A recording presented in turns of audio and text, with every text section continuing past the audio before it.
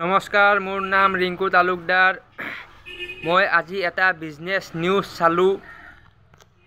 সেই নিউজটোত মানে কৈছে যে আমাৰ দেশৰ আটাইতকৈ ধনী মানুহ মুকেশ আম্বানীৰ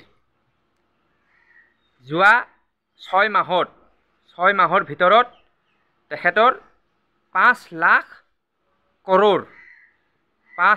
কৰোৰ মানে আপোনাৰ এতিয়া কেনেকৈ বুজাম, 1000 টকা, 1 লাখ টকা, তাৰপিছত 10 লাখ, তাৰপিছত 1 কোটি।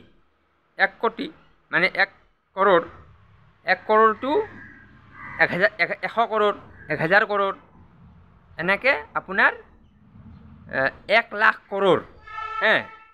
তো তেনেকৈ আপোনাৰ 5 লাখ কৰোৰ। তো 5 লাখ কৰোৰ টকা তেওঁৰ লছ, মানে লোকচান, বিজনেছত লছ আৰু যোৱা 6 মাহত। তো এইটো নিউজ এতিয়া মোৰ ভিডিঅ' যোনে চাই তেওঁ ভাবিব কি, আম্বানীৰ লছ হ'ল, মোৰ কি হ'ল? আম্বানী বাদ দিয়া আৰু, আম্বানীৰ লছ হ'ল, ভালেই হ'ল, মোৰনো কি আৰু ন। কিন্তু ইয়াত মানে বহুত মানুহ কানেক্ট আছে। ইয়াত মানে আপুনি ডাইৰেক্টলি কানেক্ট আছে আৰু নাই যদিও ইনডাইৰেক্টলি কানেক্ট আছে। কেনেকৈ কানেক্ট হৈ আছে মই বুজাই আছোঁ। তেওঁৰ যে লছ হৈছে, এতিয়া চাওক, এখন ৰেষ্টুৰেণ্টত যদি খাবলৈ মানুহ আহে, বেছিকৈ যদি মানুহ আহে, তাত মানে বেছিকৈ কৰ্মচাৰীৰ প্ৰয়োজন হয়। মই আপোনাক কৈ আছোঁ, এখন ৰেষ্টুৰেণ্টত পিঁয়াজৰ বাকলি চেলাবৰ কাৰণে এজন মানুহ ৰাখিব লগা হয় যদি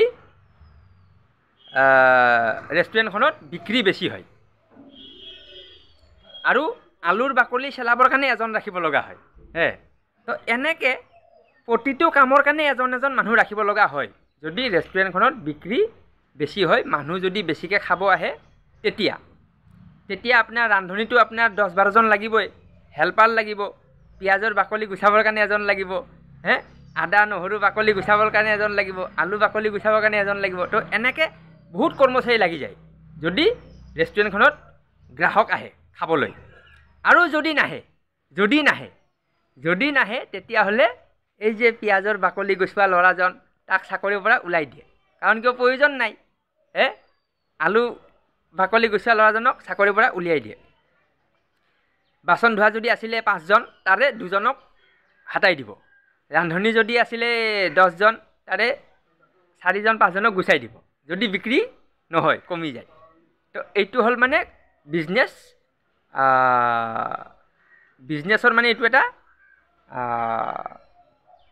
কি বুলি কয়, মানে নিয়ম আৰু তেনেকুৱা।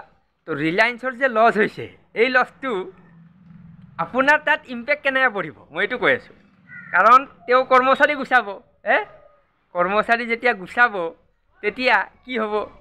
তেতিয়া সেই আপোনাৰ কোনোবা ৰিলেটিভ কোনোবা যদি তাত চাকৰি কৰা আছিল, সি ওলাই যাব। আচ্ছা, ইয়াত চাওক, ধৰি লওক আপোনাৰ কোনো ৰিলেটিভ নাই, কোনো নাই। তো ইয়াত ইম্পেক্টটো আকৌ এটা বেলেগ ধৰণে পৰে। সেইটো কি হ'ল? সেই যে চাকৰি যাব, যিসকলৰ চাকৰি যাব, তেওঁলোকৰ পকেটত পইচা নহ'ব। চাকৰি নাই যেতিয়া পইচা নাই, তেওঁলোকে কিনিব নোৱাৰিব। তেওঁলোকে আপোনাৰ দোকানত গৈ কিবা কিনিছিল, সেইটো কিনিব নোৱাৰিব। তো এনেকৈ ইনডাইৰেক্ট ইম্পেক্ট বহুত পৰে। এইটো মানে আমাৰ মানুহবোৰে নাজানে, কাৰণ বিজনেছ নিউজবিলাক নাচায় বা বিজনেছক লৈ বেছি কথা নাপাতে। চাকৰি কৰিছে, দৰমহা পাইছে, খাইছে, হাগিছে, চেছ। তো মানে ইক'চিষ্টেমটো নাজানে। তো এইকাৰণে মই কৈ আছোঁ, এই যে 5 লাখ কৰোৰ টকা লছ হৈছে, এইটো আমাৰ দেশৰ কাৰণে বহুত ডাঙৰ খবৰ। এইটো মানে আমাৰ অশুভ ভৱিষ্যতৰ ইংগিত। This is not good news, it is a shocking news for everybody. এইটো ইম্পেক্ট মানে অহা দিনত, আপকামিং দিনত এইটো মানে বেয়াকৈ পৰিব। এইটো মোৰ ভিডিঅ' যদি ইউটিউবত থাকি যায়, তেতিয়াহ'লে 2 বছৰ বা 5 বছৰ পিছত যদি মোৰ এই ভিডিঅ'টো বৰ্তমানৰ আজিৰ ভিডিঅ'টো যদি উলিয়াই চাই, তেতিয়া ক'ব যে ৰিংকু তালুকদাৰে ঠিকে কৈছিলে, সি কোৱা মতে হৈছে। মই কৈছোঁ যে দেশত মানে এটা বেয়া ইম্পেক্ট এটা পৰিব। মানে অনাগত ভৱিষ্যত। ঠিক আছে, ভিডিঅ'টো চাওক, ধন্যবাদ।